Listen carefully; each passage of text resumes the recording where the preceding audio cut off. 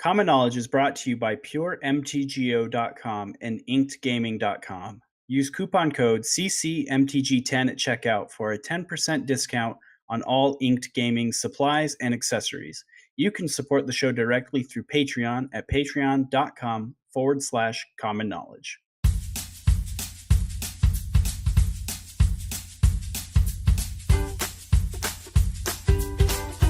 This is the Common Knowledge Podcast.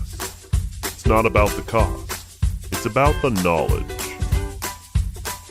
Here are your hosts, Brandon Clark and Lobbert.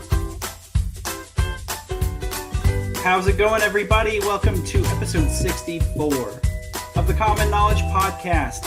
I'm your host, Brandon. Joined with me on the other line, as always, just per the norm, is Sean, the Mighty, the Lobbert, the Stokes. Yep, usual, nothing special, just me. Just Sean. Just plain old Sean. I have like 90 times more energy than I had last week. I'm feeling good. I'm out of energy again this week. Yeah, we were talking about your schedule before the podcast, and oof, you are burning that midnight oil, keeping up with your life, dude. I couldn't do it. I remember when I was doing something similar when I was in like a few years ago, and I just mental breakdown, couldn't do it. So I'm always like, I feel for you, dude. Keep going. You're I just gotta make it 3 more weeks, and then this semester's done, and I'm taking the summer off, and I'm just gonna focus on working and getting my co-op hours in for my associate's degree program. I should be able to fulfill that requirement over the summer working at this restaurant I'm at. And then fall semester, quit the job. It'll just be back to school. That's a good plan. I like that. And then is it just, how many more semesters you got? You got the fall semester? Just 2 more. So 3 weeks and a year from now, you'll be a chef? I'll be a chef. Nice. Holy smokes. How's your week been? It's been pretty good. Nothing crazy special to report. Other than, we're going to get into what are we playing this week. But yeah, that's something crazy special to report. We've got a lot of crazy special to report, actually, on this episode. I'm really excited. Yeah, so let's do the announcement before we do what are we playing. Okay, so we talked about how we were going to do that giveaway, right? And today's the end of the month, so we're doing our first giveaway to a random patron who will be receiving a play set of Crumbling Vestige, Cathartic Reunion, Compulsive Research, and Gem-Paul Polluter signed. Oh my gosh. By yours truly and the Clarky Pants. Okay. All right. Defacing dollars worth of cards. So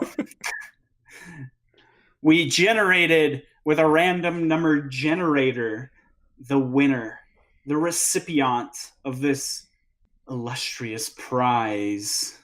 Who is it? Who's our winner? Who's our lucky patron? I'm really happy to say it is Luke Green.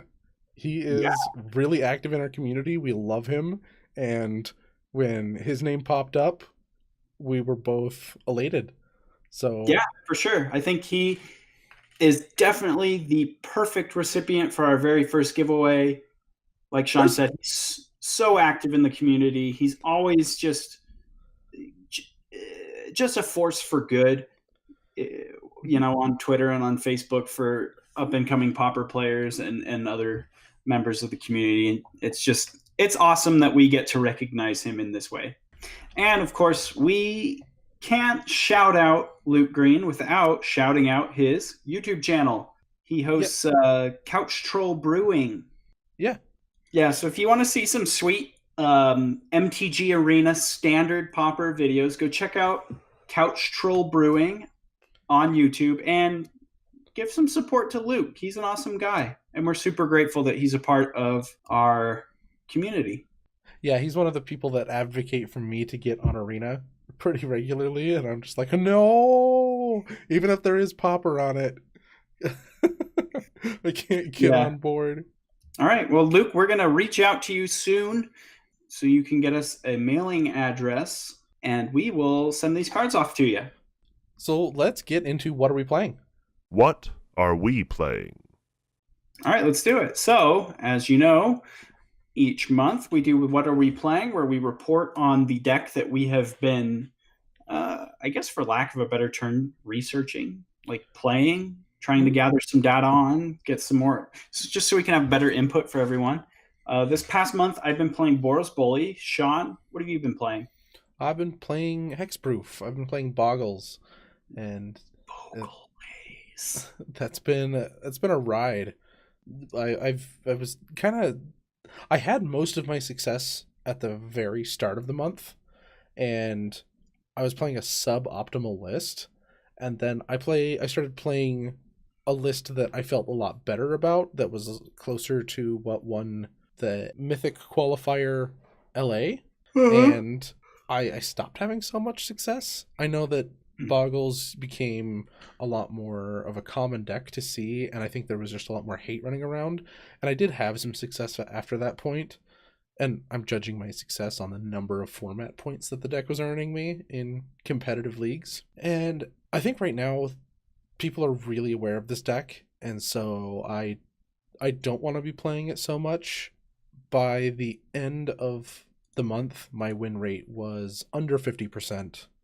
It was right around 47-ish percent. And I know that the sample size is very small on a lot of these things, but I'll just speak to if I feel that this backs up what I felt. So the blue-black Delver matchup, I was winning like 30 to 40% of those games. And wow, really? Yeah, I had a hard time resolving spells, and the sideboard hate is pretty effective. Of like, if you can't get a toughness pumping aura, then the nausea can just wipe you out, and it gets really, you just end up with Rancor. Yeah, and you just have Rancor, and then you can't attack through an Augur of Bolas, and then they can fly over you. So I thought that matchup would be a lot more favorable originally, and it's really tough because it's, Boggles is the deck that needs to resolve key spells. A lot of the time they don't even care about your creatures. They don't care about the majority of your auras, and you want to resolve things on curve. And if you're playing around days, then you're too slow. And if you're playing them on curve, you're running this huge risk of just losing the game.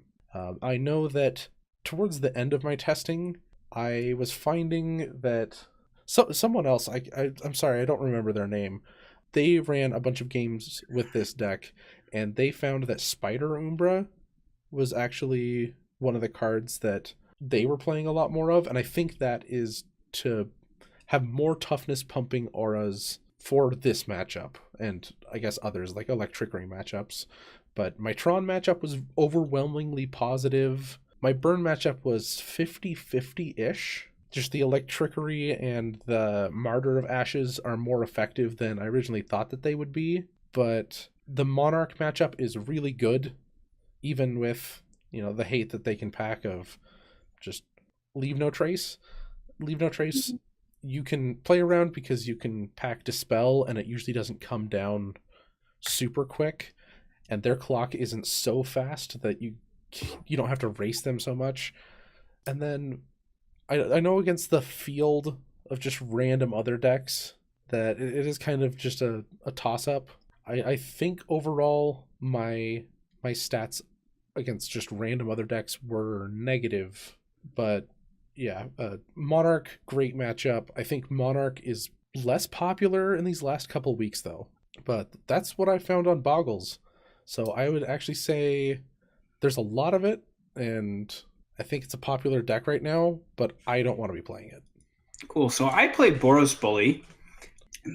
I actually didn't like the deck as much as I thought it would. I don't know if you remember, but I had a lot of confusion about why this deck wasn't as popular as the Monarch version. I think there's some glaring weaknesses with this deck. I think first of all, the biggest one is that it's split into trying to be this weird, aggressive kind of combo deck, right? Where it tries to like kill you with Rally the Peasants, but then also trying to be a Monarch deck, where it's like trying to accrue small incremental advantages, but it just can't do that very well without the Skyfisher bounce and artifact sort of engine. I found very, very often I was just running out of cards. And I mean, I'm playing 4 copies of Faithless Looting, which is card disadvantage. So there's sort of an answer. Even if you are getting to flashback spells from your graveyard, you're still down like actual cards in a lot of cases. Seeker of the Way was a lot less impressive than I hoped it would have been. It just being a little hard to protect. Yeah, it's hard to protect. It just being a 2/2 on its face means it dies to so many things. It's just a threat that doesn't generate any kind of advantage when it comes into play, which, you know, is something that this deck really doesn't want. If you draw multiple copies of Battle Screech, you're in super good shape. The card that I was the most impressed with and was most surprised about was Cathartic Reunion, actually. The more I played with Cathartic Reunion, the more I thought how great this card was. A lot of times the deck would flood out, and so holding land and then holding just a land in your hand and then top decking Cathartic Reunion. Is Cathartic Reunion discard 2 cards or 1 card? It's 2. It's 2. Okay. Yeah, so just like sandbagging lands in your hand make Cathartic Reunion a lot better. Or like a Rally or a Moment's Peace or something that you could just, not Moment's Peace, Strands, Prismatic Strands. Mm-hmm. Just having something that you could throw into the graveyard and then just like sandbagging a land made it really good. It just was really good at, you know, just seeing a lot more cards, filtering. It filtered a lot more than Faithless Looting, or better than Faithless Looting in a lot of points. Faithless Looting was just good when you were casting it from the graveyard. As far as like matchups and stuff went, I kind of just found that I struggled to beat everything. You know, the deck kind of comes out pretty slowly, and the Battle Screech Rally combo is not fast enough to kill, you know, other fast decks. Like, you're just slower than the other fast decks when you're trying to be aggressive. Because you're playing all of these cards to improve your graveyard synergies, you just have a lot less control, like a lot less removal in the deck. I want to say that when I started playing it at the beginning of the month, the list that I had looked at that had top 8'd a challenge was like 7 removal spells. So it was like 3 Journey to Nowhere, 3 Shivan Fire? Firebolt. Firebolt, yeah. I mean, like, yeah, it is Shivan Fire-ish, but... I'm not familiar with Shivan Fire. It's a standard card. I think the difference is Shivan Fire can only target creatures, and Firebolt can target players. Anyway, so yeah, 3 Firebolts, 3 Journeys, and then 1 to 2 Flame Slashes. So what I kind of found was that like Firebolt is really bad in the format currently. I think it's better than Lightning Bolt, just because the difference between 2 and 3 for this deck isn't super high, because you don't really care about Aggro Bolus as much when you're just flying over in the air. But the problem was just being able to kill larger threats, not being able to do that very well. You only had 3 Journey to Nowhere. A lot of the times your journeys get blown up, and you just need a solid way to answer that. So I was thinking about going forward, like maybe I want Lightning Bolt in this deck, or maybe I want more Flame Slashes.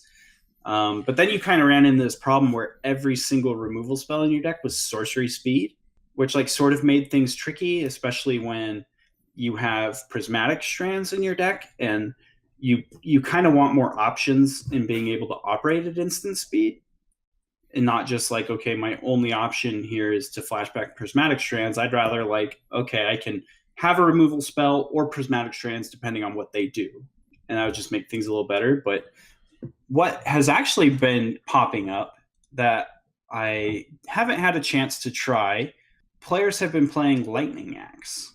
Okay.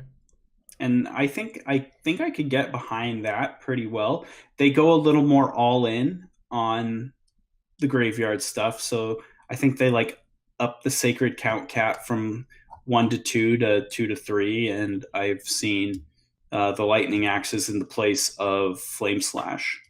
And then I know that you weren't liking the faithless lootings on the front end, and so that would be fine as a thing to just pitch there. Yeah, that would be really nice to pitch faithless lootings on the front end. Another card that we've talked about and you have a strong opinion on is that Squadron Hawk. The card was actively bad in almost all situations. Yeah. I think you said that the best function of Squadron Hawk is getting fuel for faithless looting. And at that point, that's just not something I want in my deck. So I think I would like to find something to replace Squadron Hawks with. It just didn't feel like it added anything to the deck at all. Yeah, I feel like it's like thinning, which statistically does not really matter. And if you find 2 in your hand with that before you've cast one, like it's this weird pressure to cast it so you don't draw them. That's like a testament. That itself is another testament to how bad the card is. If, I gotta play this card so I don't draw any more of them because they're so bad. That's how I've always found Squadron Hawk. Yeah, I'm wondering if you want to take out the Squadron Hawks for more removal or something. I don't know. Just cut them completely. I don't know that there's a creature that I'm really excited about replacing it with. I just don't think it's good. I think the best creature in the deck is Thraben Inspector by miles. White Moldrifter, yeah. I don't know. Like maybe Core Skyfisher is just fine. Without the artifacts, it's a lot less good, obviously, but maybe it's a powerful card. Yeah, it's just a strong card. Good in the Monarch matchup. It lets you, like, I don't know. You could change the mana base up a little bit and play a few cycling lands as something that you can like play on turns 1 and 2, and then pick back up so you can cycle them later, or you like pick up an unneeded land so that you have fuel for faithless lootings. Because that was another big problem too. Is like Cathartic Reunion was great, and faithless looting was very good on the back end if you were discarding it and then casting it from the graveyard. But if you top deck either of those cards and just have nothing in your hand, they're just horrible. They're just dead draws. You gotta wait a turn. Yeah, maybe having a way to pick up permanents so that you have fuel for your faithless lootings and cathartic reunions, something like that. But I don't know. That's sort of what I found. Is just the deck struggled. It felt like it was being pulled in 2 ways. It just kind of felt like you'd get these weird draws where you would just like play a bunch of Squadron Hawks and then not really do anything else. And then you would have these draws where you were like trying to control your opponent so you could get to something, and it just your removal wasn't good. Your creatures didn't really hold down the ground very well, so you would just get run over by aggressive strategies. Any other thoughts? No, that's it. I mean, the deck when it has its good draws, it has its good draws, and it's pretty insane. Like the deck does very powerful things, but it does have like a plan for winning the game that's not just grind them into oblivion. It's I'm trying to do this and I will win that way, which is a desirable thing. But we've talked about how we're going to do these what are we playing segments in the future, and we're going to try to agree on something. We're going to try to agree on a deck that we're going to play, which is going to be tough because we disagree a lot. But I think that would be best, and I kind of want to break them into their own episode for a few reasons. I want to put Card of the Week back into our Power Rankings episode because I think that these if we're doing the giveaway on months where there's only 4 weeks, we're only giving away 3 sets of cards as opposed to 4.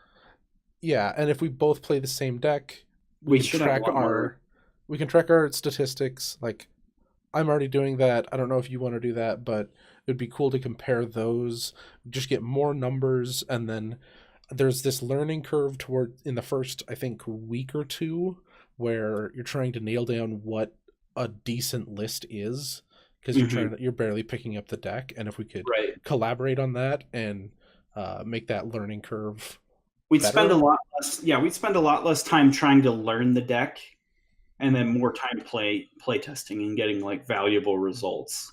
Yeah. Yeah. And then we break that off into its own episode, and I think that would be a good solid episode each month that we can plan and do. And so more topics is always a good thing. I agree fully with all the things you've said. So let's start arguing over what deck to play this month. We argue about that at the end of the power rankings. No, now. No. I don't see how you could even think that. Okay, main topic? Main topic. For our main topic, we are doing March power rankings, and this month was actually kind of unique because we had 5 weeks this month, but the 5th week was not a normal challenge. It was actually the playoff. So this is the tournament where you get 35 format points. You get to play in this tournament. You top 8 this tournament. You get an invite to the format championship, which the winner of the championship goes to the Mythic Championship.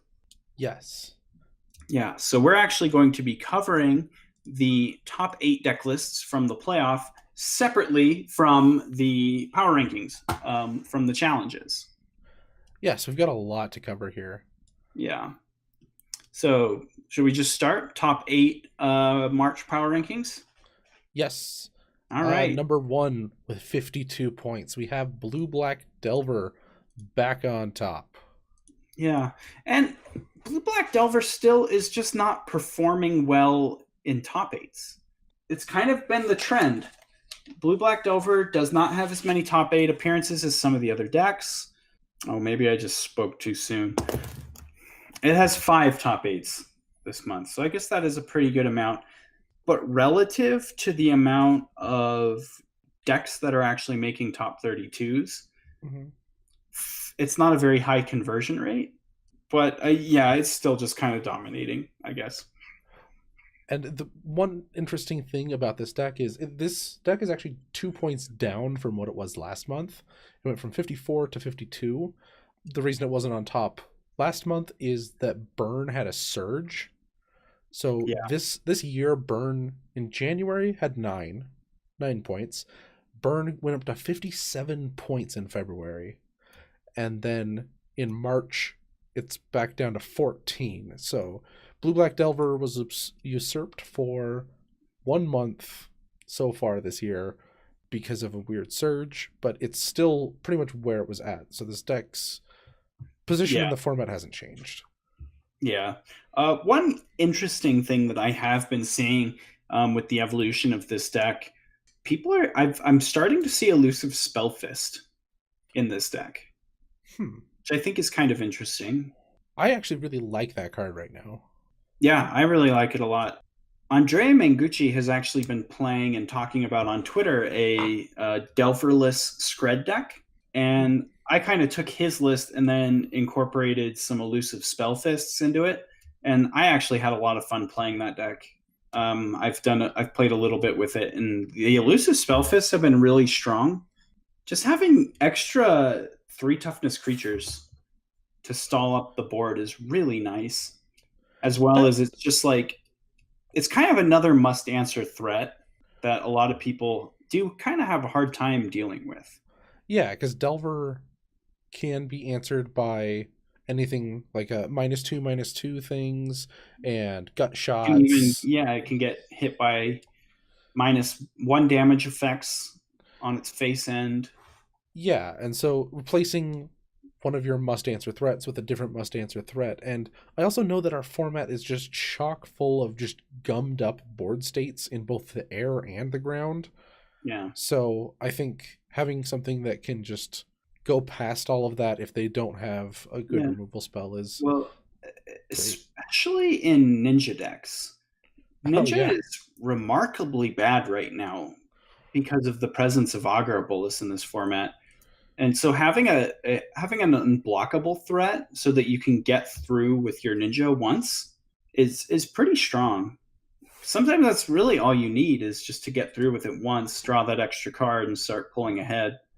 It is subtracting from, like, With the ninja, you do want to be returning something with an enter the battlefield effect, but Mhm. you're not taking those out of your deck. You're replacing a Delver, I believe, right? Yeah, you're taking the Delvers out and putting Elusive Spellfist in its place. So obviously the ideal is like get through, attack with Fairy. A Spell Stutter Sprite is the ideal target with 4 mana up, so that your opponent can't really ever respond between Ninja coming into the battlefield and you having Spell Stutter Sprite in your hand, which is the ideal. But just having extra ways to push through Ninja the Deep Hours, I think, is really good. And yeah, we got off subject for Blue Black Delver, Yeah, but but we talk about we that were, every single yeah, we week. talk about it so much, so I think we are gonna move on to second place with 36 points. We have Tireless Tribe. This is one I'm actually very excited about, and it makes me very happy that I didn't throw my tribes and inside outs into a buy list box that I send to Card Kingdom, because you can get a few cents for those cards. But I was just kind of like, nah, I'm going to keep these. I like these cards too much. So I'm excited that this deck's like doing well. Yeah, and this is the first time it has shown up this year. January, February, 0 points, and then this month, 36 points. Yeah, it had 4 top 8s. It was still one of the least popular decks. Wasn't even close to the numbers of Blue Black Delver players. Even Monarch. There was a lot more Monarch than Tribe, but Tribe it won a challenge, second place in a challenge, another top 4 finish, and another top 8 finish. So it's performed really well in the top 8s that it's made itself into. One weird observation is last year, March, April, May, this deck had a big surge. So maybe this deck is just seasonal and it likes springtime. Well, the last time it had a surge was because Luis Scott Vargas No, made a springtime. video for Channel Fireball with it. And well, this time around, I think that the surge has to be generated by Burbman, or Entropy 263 as he's known on Magic Online. He has been piloting this deck lately, and he's made we did that whole episode, right, where we talked about the innovation with Tetmos High Priest. They're playing main deck Seeker of the Ways, Tetmos High Priests. They're cutting down a lot on the really weird stuff. Most decks are down to 1 to 0 copies of Circular Logic. They just are getting they're getting rid of all the really situational, like, this card's only good in certain situations when I'm going off type of spells. Dizzy Spell, Giga Drowse, multiple copies of Circular Logic, and So they're just becoming a lot more aggressive. So is that the new norm for the deck? The vast majority are on Tethmos? From what I'm seeing, it's close to a 50-50 split, but I do feel like more decks are on the Tethmos technology than are not. By the way, I apologize for us adding a T to the end of Tethmos High Priest, because when I was editing that episode, we said Tethmost like the majority of the time, and it just slips out. And I'm sorry, I know it's not that. Tethmos High Priest. Yeah. Okay. Oh, that's so funny. But yeah, I actually would be excited to sleeve this deck up again with Tethmos and Seeker and give it a run. Okay, so that's in the runnings, I think. Third place, 32 points, Boros Bully. Yeah, so I guess despite my critical analysis of the deck, this month Bully just kind of proved me wrong. It wasn't as popular as Boros Monarch. There were more Boros Monarch decks making top 32s in whole, but Boros Bully had 1, 2, 3, 4, 5, 6 top 8 finishes. All of them were top 4. Wow. Won a challenge, took second place in a challenge, and then had 4 top 4 finishes on top of that. So weird. I rarely ever see Bully. I almost never see bully. I don't know what's Well, up with that. like I said, there There's were just only fewer. 9 decks Hmm. that made top 32s last month. 6 of those 9 decks finished top 4. So it didn't have a strong showing as far as numbers compared to Blue Black Delver, Boros Monarch that were all in, the double digit range of decks. But 6 top 8s, and not just top 8s, top 4s, 6 top 4 finishes. So I'm probably just wrong. I don't know. I still It can't speak to it it. it just Yeah, I don't killed. know. Well, yep, that's weird. But yeah, I think we mentioned with 30 points, we've got Boros Monarch, 2 points below Bully. On paper, the format is still very Boros Mm-hmm. centric. Like, there's a lot of Boros running around. I think I'm seeing, like, personally, I'm seeing a lot less Monarch. And I know that when I'm looking, the few tournament results that are not challenges I've looked at, it's been absent in the top 8s of those. So, I don't know. It's kind of interesting. I'm So sure it's around still a yeah, lot. there were lumping Bully and Monarch into one category. There were 23 Monarch decks last month making top 32 finishes. There were 23 Blue Black Delver decks making top 32 finishes.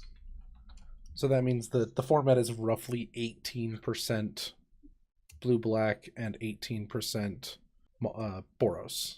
Yeah, Boros variants. Yeah, but I mean, like I said, collectively, like Blue Black Delver only had those 5 top 8 finishes, whereas Monarch posted 8 finishes between Bully and Monarch. Monarch itself, like pure Monarch, only had 2 top 8 finishes, a 5th place finish, and then another, or not 5th place, I'm sorry, a 2nd place finish for 5 points on our power rankings, and a top 8 finish. So overall, Monarch was the worst performing deck of all the decks we've covered so far. It was just popular. There were a lot of Monarch decks. Maybe that means Monarch's a bad deck to be on right now, maybe. Unless Maybe. that's like just your soul deck in both But I don't know ways of the word soul. Bully. Because I had very opposite results playing Bully. I struggled to find wins quite often. Maybe when I hear that and I see people doing well, I think that there either something's missing in what's happening with your testing, or it was just a weird run of just bad, like an anomaly of statistics of just, yep, you just lost more than you won, and Matchups or something. it just got inside your head that So I did Yeah. feel like the competitive leagues that I played, I felt like were better for me. Like I did better in the competitive leagues I played. Like I had a 4-1 and then I had a 3-2. And in the friendly leagues that I played, I had much worse results. Like a lot of 1-4. I did like a couple 1-4s and then I went 2 and 3. And it could just be the amount of nonsense that you see. And maybe that's where my concern about removal was coming in, where it was just like my removal's not equipped to handle all the random nonsense. But when you get down into the competitive metas, Firebolt is better than Lightning Bolt because over the course of a game, one Firebolt can take out half of a Battle Screech. They've made that change now where the decks are playing Lightning Axe, so now they just have a very efficient answer to Gurmag Angler that also helps further their plan of like, okay, I need to just get this Prismatic Strands into the graveyard, but I don't have to take an entire turn off to just spend 3 mana casting it. I can pitch that into the graveyard, kill a Gurmag Angler, and commit a threat to the board. It sounds like in competitive matchup or in competitive leagues, you would rather have a better just, I'm going to try to win the game. I'm not going to spend so much time flashing back Firebolt and stuff like that. But in friendly leagues, you're struggling because you do need to remove more creatures. Yeah, just a theory. That could be it. It's just, I think there's just too much for you to try to handle. There's just a lot of nonsense in the friendly leagues. But anyway, should we talk about fifth place? We're on fifth place, right? Yes. Cool. 22 points, mono blue Delver. So this deck had pretty middling results. 8 decks making top 32 finishes. 3 of those decks made top 8s. 1 of those top 8s was a win. Oh, wow. It won a challenge. Yeah, it did. Won a challenge. One thing I saw, the first place deck was playing a single copy of Jessian Thief. Yeah. I mean, this is really specific. Do you know if it was cutting back on ninjas to do so? Because that seems like a really good idea. So here's the deck list. It looks like the card that was cut is Augur of Bolus. So the winning deck list by Blaze66. 2 Augur Bolus, 4 Delver of Secret, 4 Fairy Miscreant, 1 Jessian Thief, 4 Ninja, 4 Spellstar Sprite, 3 Gataxian Probe, 3 Ponder, 4 Preordain, 4 Counterspell, 2 Daze, 2 Gush, 2 Mutagenic Growth, 4 Snap, 17 Islands. So there's a lot to unpack with this deck list, actually. Outside of the Jessian Thief and the lack of Augur Bolus. But they're playing, in their cantrip suite, they're playing Gataxian Probes over the 4th Ponder and 2 Brainstorms. They are only playing 2 copies of Daze, and they are playing 0 copies of Foil. I know that 0 copies of Foil is pretty average right now. People have just found that you don't care about that, and then the less dazes I've also been seeing, but then that one I'm not sure on. It seems like they're trying to go for like play more into the get ahead, stay ahead strategy. I guess that's why they're not cutting ninjas, and they think that they can stay ahead that way. But also, I know I read a book in college that was like, the title was "Everything's Obvious Once You Know the Answer," of like, we're just totally trying to reverse engineer this deck and make sense of it. Yeah. So, well, I think that like the obvious answer here is the inclusion of Jessian Thief. A lot of mono blue decks have included mutagenic growth. Like, it's not uncommon to see mutagenic growth in a blue Delver deck. And the Gataxian Probes also just feel like, I have Jessian Thief in my deck, I want Gataxian Probe. So just as many ways to pump the prowess as you can. I would feel more confident of like, if I'm going to tap out for, either an Augur of Bolas or a Jessian Thief. Jessian Thief is just way harder hitting and impactful must answer threat. So that's pretty neat. I wouldn't run. I almost said I wouldn't run more than 1, and then I was like, bite your tongue, Sean. Bite your tongue. Yeah, this deck is just playing 1, but I think my biggest concern with Jessian Thief is just it doesn't generate anything when it comes into play. Like the mono blue deck, one of the biggest, I guess, pros to the deck is that all of its creatures generate an advantage with the exception of Delver of Secrets. And I guess that like Delver of Secrets generates advantage in that you play it on turn 1, and if it flips and you can protect it with Daze Counterspell, that card's just going to win the game on its own. It's just such a strong clock.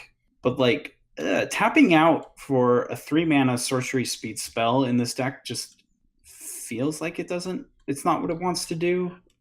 It doesn't, but only having 1 copy of a spell that does that, like, maybe there is a situation like you can wait until there's a turn where you want to do this, and like you're not going to run into multiples, so that's fair. Yeah, I do think that like on its face this card is very powerful. 1/3, that's super relevant stats in the format, and prowess just make it a lot better. The more you try to fight it, the worse it gets. Yeah, like this card with mutagenic growth is just nutty. Unfortunately, like 1 mutagenic growth isn't enough to tangle with a Garmog Angler, but this deck has 4 snaps, so it generally doesn't care about the fish. Yeah, I don't think that's what they're doing with it.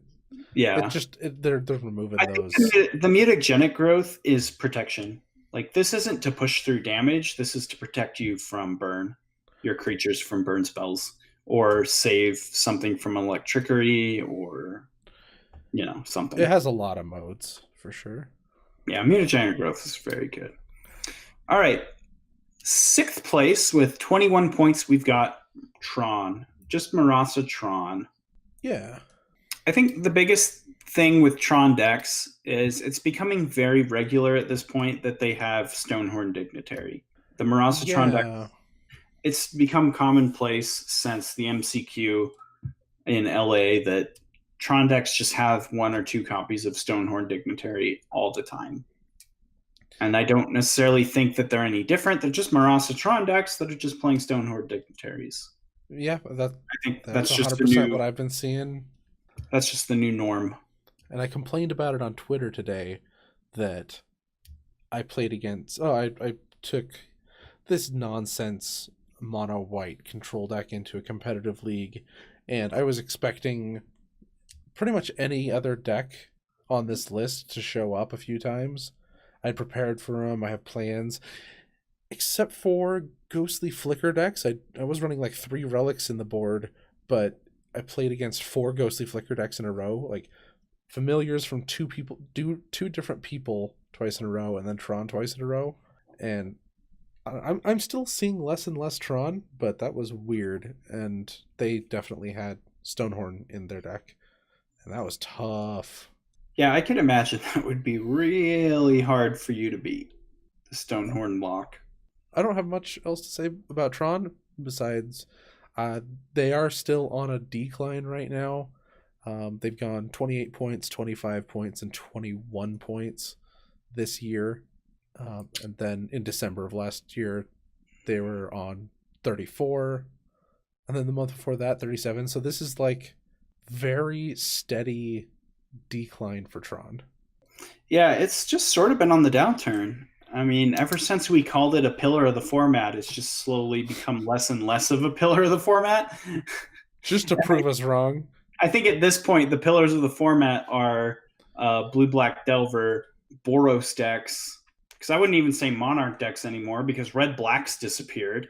Yeah. Like, I wouldn't call that a part of the pillar. I would just say Monarch. I guess like Boros Monarch decks of their variants, Bully and Monarch. Those are the pillars, and then everything else is just kind of everything like seems to just be fluctuating. Like our top 8 is drastically different with the exception of Blue-Black Delver, Bully, Monarch. Last month I don't believe Tribe was in our top 8 at all. White 0 points. Yeah. I guess Tron is always present. Blue Delver is generally always present. Burn is missing. Burn is missing this month. Yeah, so it's just kind of like those 3 decks are the what's that called in science? Constant. Like that's just a constant. Those 3 decks. But anyway, I want to say that our third pillar is kind of turning into like it may have always needed to have been combo, whether that's elves, tribe, boggles. Like that seems more of a pillar to me. I think that's fair. But it's always fluctuating. So, speaking of boggles, our 7th place deck is Boggles with 20 points. I think I talked enough about Boggles, but it is still running around. It's got this ability to just draw perfect, win games. I think it did improve recently with people adding Crumbling Vestige, so that's why we've seen it jump from where it was at hovering around 10 points, like bottom of the pack-ish, to existing in our top 8 as a mainstay. And so I don't think that's going to change. 8th place, 19 points, White-Black Pestilence. This deck, I think, has been on the up and up, and that's just because I think Pestilence decks right now are really well placed. This deck plays True Name Nemesis, and so that's just already really good. I mean, it's a slightly worse True Name Nemesis because it's a 2/3, but that card still just it's impossible to answer that card unless you can interact with it on the stack. Yeah, and it needs lots and lots of time to do its thing and win the game. You'll I think it's one of those cards where it's like if you keep this in play, you're just gonna kind of Hmm. buy time to win the game, and it can start swinging once you have control. So Well, I mean, this card, once it hits the battlefield, it's impossible to remove. I mean, short of like terminate. Agony Warp, there are like niche spells. Yeah, but I mean, for the sake of our top eight, like look at our top eight. Yeah. There's not a single deck here that can answer that card when it's not on the stack. Well, the mirror they can edict it, and I guess Blue Black Delver, Oh if they've yeah, decided to bring in here, but an edict, then maybe, yeah. But after it's on Black this, Silver doesn't really have edicts though. Like typically there are no yeah, edicts. I'd be really well. I don't know. Maybe it should be smart to have a Chainer's Edict in your sideboard now in case you run into white black. Just because it's been no, doing you're doing very well. Diabolic Edict, but yeah, Diabolic Edict. Oh, okay. Just the instant speed, is that important?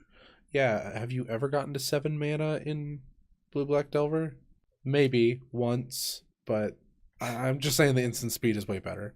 Okay, I believe you. Okay. But that is our top 8. All right. Should we talk about the Pauper playoff? Yeah, we have 0 honorable mentions. So, Oh Pauper yeah. playoff. Did we want to do honorable mentions? No, screw honorable mentions. I'm gonna give an honorable mention to Is It Scred because I've already talked about that deck today, and so that's my honorable mention. Take your Delverts out of your Scred decks, and they become better. Okay. So I guess we just go down this list. This is in order. Yeah, I've got the page with the deck lists. So first place, Bilster 47 with Blue Black Delver, featuring a single copy of Elusive Spellfist. Yeah, so this deck has actually replaced the Stormbound Geist in the main deck with Elusive Spellfist. A lot of the deck lists are 4 Augur, 4 Delver, 4 Gurmag Angler, 1 Stormbound Geist. This deck is playing the 1 Elusive Spellfist. I really like that. I don't like Stormbound Geist in the main deck right now. It is pretty expensive, especially if you're trying to not get dazed. Yeah, well, it's expensive, but it also doesn't block a lot of things. That's true. A lot of times what I've found when I have it is I just want a way to stabilize the board, and it's just like, well, I've just got Stormbound Geist, and they're gonna attack me with their augurs or something, or yeah. So I've really liked playing Elusive Spellfist for that reason over Stormbound Geist and just leaving the Geists in the board for, the rally matchups or the Battle Screech matchups and stuff. Next up, we have Burn. Do they have the Skewer the Critics? Yep, 1 Skewer the Critics. Generally, you see 1 to 2. So this list is playing the 4 Gitaxian Probes for the Lava Runners. Is that just normal at this point? Well, I want to say yes. That's how I play it, but I also look around and there's a lot of people not, and I want to say that Gitaxian Probe is amazing in this deck. So I like it, and I'm happy that this guy agrees with me because, I'm gonna put a lot of stock into how these decks are built because these are people who have gotten 35. I only got up to 19 points, 19 format points, and didn't participate. So these guys got 35 points or more, joined this thing, and actually won. So they're kind of like the best of Pauper as far as I'm concerned. At least it results oriented thinking. Yeah. And I don't think we said the name, but the Burn list was piloted by Vladimir_M. And I'm happy that we're giving credit to all these people. Next, we've got Tron. Tron by Hampus1? Hampus? Hampuse 1. That sounds good to me. And they are they on Stonehorns? Yep. 4, actually. Yeah, so this person is a lot more all in on the Stonehorn Dignitary. Generally, you just see like 1 or 2, but they are playing the full 4 alongside 1 Dinrova Horror, 3 Mnemonic Wall, 4 Muldrifter, 4 Seagate Oracle. And then outside of that, their list is just really stock. They are playing 1 Tranquil Cove, I guess, is an extra white source. Yeah, if you're on the 4 Stonehorns, that becomes pretty normal. But we're looking at 1 Capsize, 1 Forbidden Alchemy, 2 Ghostly Flicker, 2 Moment's Peace, 2 Mystical Teachings, 2 Prohibit, 2 Pulse of Marasa, 4 Expedition Map, 4 Prophetic Prism. I know that when I'm playing against this deck, it gets tricky. I mean, this has been the case with Tron decks for a while. Of you don't know how many copies of what they're running. So if you have an opportunity to remove a Stonehorn Dignitary and like exile it or something so that they don't have access to it anymore, do it. If you're playing against someone who has 2, that is huge game. If you're playing against someone who has 4, they don't give a crap. Mm-hmm. And like there's same with Dinrova Horror. Like it's like, okay, I got to get this Dinrova Horror off the field. I have to choose between that and the Stonehorn, and just not knowing what is more important is pretty tricky right now. Yeah. Let's see. Our next deck list by Hellsaw in 4th place is another Marasatron deck. This person's deck is like exactly the same. The mana base is slightly different. Hellsaw has an Azorius Chancery over a basic island and a Haunted Fengraph over the 2nd remote isle. The creature lineup: 1 Dinrova Horror, 3 Mnemonic Wall, 4 Muldrifter, 4 Seagate, 2 Stonehorn Dignitary, and in place of the additional I guess the lack of the other 2 Stonehorns, they're playing a 2nd Compulsive Research and a Dispel in the main deck. Oh, Dispel. Nice. Yeah. Other than that, the main decks are identical. This person has the other 2 Stonehorns in the sideboard, Hellsaw. Okay, that's cool, because they might want access to it. They still have access to 4. And I know that not a few months ago, this was like earlier last year, we were talking about how like, yeah, Blue-White Tron has, kind of it's been on the fringes. We don't see it passing, but it's happening. Like that's our world. Yeah. They're just kind of integrating the 2 decks into one. Yeah. 5th place from Raptor 56 is Tribe. And this deck does have 2 Tethmos High Priest and 4 Seeker the Way in the main deck.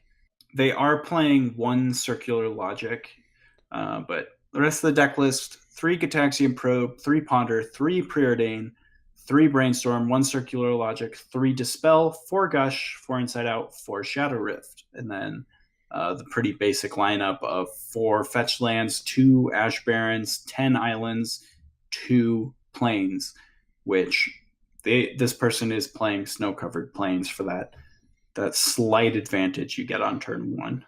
Wow. And then next up we have Black-White Pestilence. Yep. 6th place by Lampalot.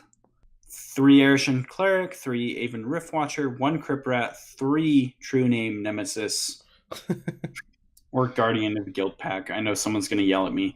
True Name's not in Pauper. Tell us what the card is. I know someone will yell at me, so I'll say its actual name. 4 Skyfishers, 2 Palace Sentinels, 4 Thraben Inspectors, 4 Castigate. Is that what they're normally playing? I don't pay attention to these lists very much. I think 4 Castigate might be more than usual. I know that some I don't pay enough attention. 4 Castigate seems like quite a bit to me. Yeah, so Castigate is sorcery for white-black. Target opponent reveals their hand, choose a non-land card from it, remove it from the game.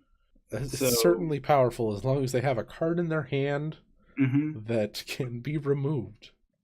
I mean, it's basically... it costs an entire extra mana, which is a huge deal, but this card's Thoughtseize. It doesn't cost the life, and having the card be exiled means that you're not helping out your Delver opponent who's trying to cast their Angler. Or your Tron opponent who can, pulse creatures back or mnemonic wall things back. I think Four Castigate's probably really good, actually, thinking about it. You can take Battle Screech away. You can take, you can rip Faithless Lootings out of people's hands. Just, there's so much stuff that being in the graveyard is relevant for, that the Exile Clause is probably the best part about Castigate. Well, it being not any non-land card is pretty dang huge, and then having it exile is like right up there with it. Yeah, it's just like everything about this card is gravy. It's like gravy with a side of gravy on a helping of gravy. It's terrible in top deck wars, but that's just kind of spells for you. Card, yeah, and it's not always terrible. Like, I guess like in the mirror match, it's kind of probably terrible top decking it, but against like blue decks in particular, very often in matchups like this, these aggressive blue strategies are going to be sandbagging cards because they're like, okay, I've got this threat. I need to make this threat stick. So I need to put myself in a position where I've got some way to play this threat and have protection for it. So if you rip your Castigate late, you can pull that protection spell out of their hand, or it's a good way of protecting your threats. You could do the same thing of like, okay, I would really like, my Guardian of the Guild Pack to stick, but my opponent's sandbagging a couple cards. I'm going to wait until I draw like a Castigate or something else, and I'm going to use the Castigate to clear the way for my Guardian or something, or my Pestilence, or my removal spell. So yeah, cards like this, I think, are important in grindy games, especially against blue decks. But they do have that downside of just, if you're just top decking and your opponent's just top decking, this is a dead draw. But I feel like, especially in Pauper, where Gush is a pillar of the format, those games are fewer and far between. Yeah, like the decks that this card comes out against are aggro decks, and aggro decks are doing really bad right now. Like, I'm thinking like Stompy and things like that. Even against Boggles, this is effective because they need to set up. It's better than a removal spell against Burn because it can take things out of their hand, as long as they're not in top deck mode. But yeah, Black-White Pestilence. I know Black-White Pestilence actually does have a bad burn matchup, even though they have all of these gain life spells. Which is why they have to have, 3 Erish and Clerics main deck, just to try to solve that a little bit. But yeah, this deck, just like you said, takes a lot of time, and it has no way of interacting with cards off the top of your opponent's deck, which Burn is just going to, like, you're probably going to stabilize the board against Burn, but you're going to be at like 6 life. Maybe you'll land an Erishin Cleric or 2, but it's going to take you so long to kill them, and they're just going to rip burn spells off the top of your deck until you're dead. So I can see that being a rough matchup. But as far as other aggressive decks go, we got 4 Core Skyfisher and 4 Thraben Inspectors. Those cards on curve are incredible against aggressive decks. Deadweight, Tragic Slip, Chainer's Edicts. There's just a lot of things that punish decks that are trying to be aggressive with their creatures. And I do like the Core Skyfisher. We talked about that package of maybe we want to put Skyfishers into Bully. This deck is playing 2, 4, 6, 8 lands that have benefit when they to recur to bouncing them. So there's 4 cycling lands, 2 Bajuka Bogs, and Mortuary Mire. So I guess it's only 7. Sorry. Yeah. Mortuary Mire is particularly nice to be able to bounce with your Core Skyfishers. Well, in addition to that, I think their goal is to do something like Oration Cleric, and the one you're really trying to do is the Thraben Inspector. Well, either Thraben Inspector or the Rebel. I don't remember what it's called. Bird. Aven Rift Watcher. Yeah, the flap. Yeah, with Vanishing 3. Okay. Let's move on to We're on number 7. Yeah, Tribe. Tribe by Entropy 263. That sounds familiar. Yeah. Good So, job, Birdman.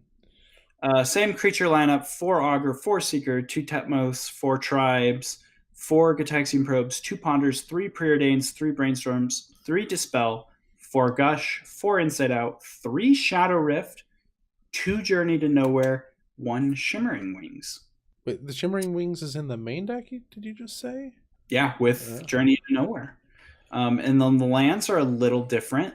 They are playing 2 Ash Barrens, 4 Evolving Wilds, an additional Terramorphic Expanse, and only 8 islands, 2 plains.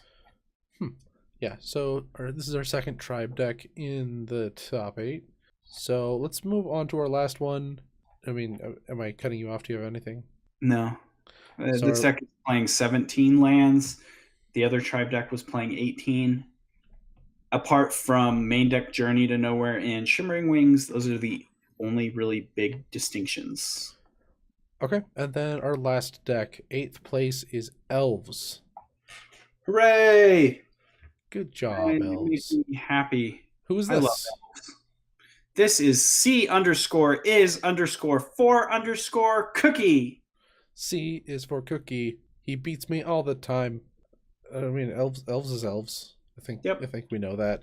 But I'm going to run through this one more time. We've got Blue Black Delver in first, Burn in second, Tron in third, Tron in fourth, Tribe in fifth, Black White Pestilence in sixth, Tribe again in seventh, and Elves in 8. So congratulations, all of you guys, on your qualification for the next tournament to see if you can get to the Mythic Championship. Super rad. And I hope I can participate in the next one of these. You know what? Maybe over the summer, when I don't have school, I'll try to grind my way into one of these. Well, do you know what time it is? 8:26 p.m. Yeah, it's getting late. That means it is time for us to agree on something. What's it gonna be, Brandon? I want to play Whiteback Pestilence. You want to play White Black Pestilence? Okay, I'm on board. You've convinced me. That was easy. Yeah, I'm just like going through that list, and I mean, I don't know if you could tell that I talked about it more than any other list, but it looks exciting. This deck does a lot of things that I want a deck to be able to do right now. It's got strong answers to early aggression. It's got powerful effects. It's got, sort of strong card advantage engines, like in the form of Core Skyfisher with Thraben Inspectors, plus, the cycling lands, being able to pick those back up again. I like what this deck is doing, and I think it's well positioned in the meta right now, and so I'd like to explore that further. Okay, can't wait to throw tickets at this thing. Yay for tickets. So should we just copy this list here from Lampalot? And I'm going to do whatever I want. Have that be the deck that we start off with initially, and then we kind of see where our testing leads us individually? I mean, I'm probably going to look at that and then look at 10 or 12 other lists and then see if there's anything else that I want to change, and just take my favorite 75 that's like a hybrid of all of them. That's usually what I do.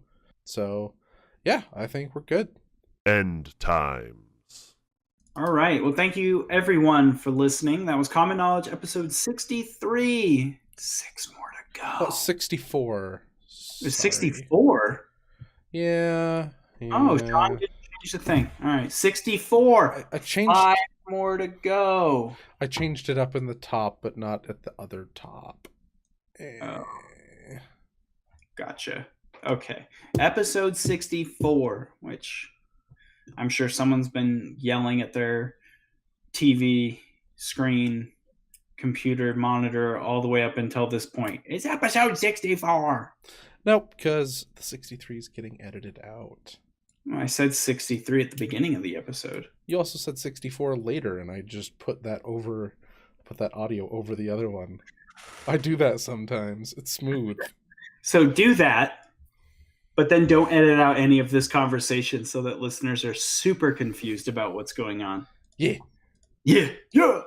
If you would like a chance to win yourself a bunch of common cards signed by us, you can go to patreon.com/common knowledge and give us any amount of monies. We don't really have tiers set up yet, which maybe we'll figure that out eventually when our Patreon grows. But as of right now, it's not very big.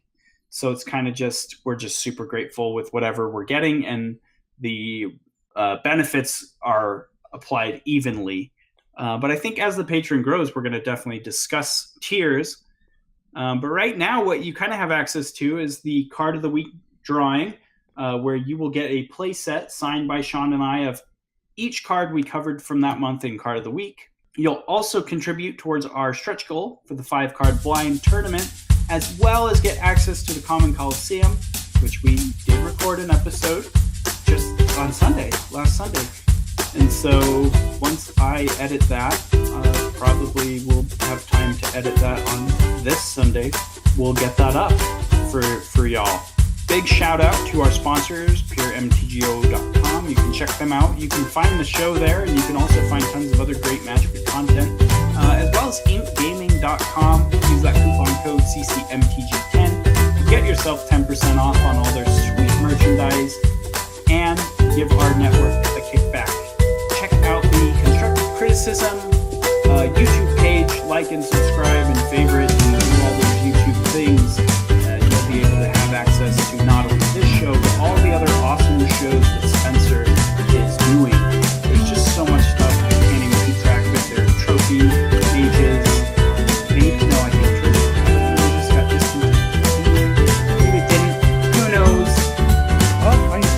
There's all sorts of stuff. So I don't know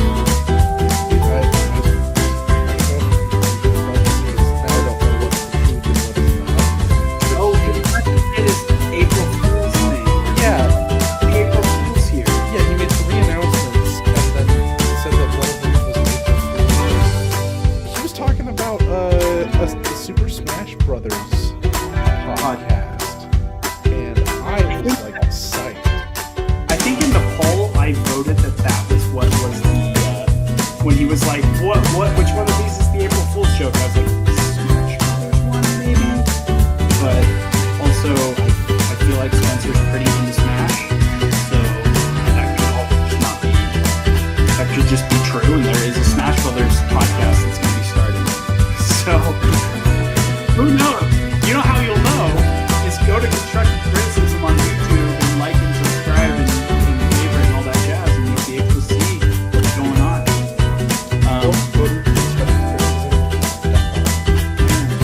Check out Easy Games Media. Yeah. If you'd like to get a hold of us, you can do so via email, commonknowledgemtg@gmail.com. You can find the show on Twitter at CKPodcastMTG. And if you check out Facebook, we've got an awesome Facebook group there. It is small but growing. So just search for Common Knowledge on Facebook. You'll be able to find it. If you would like to contact me, you could do so via email through the Gmail account, the Common Knowledge account. Or you could just look me up on Twitter. I'm there, bclark_.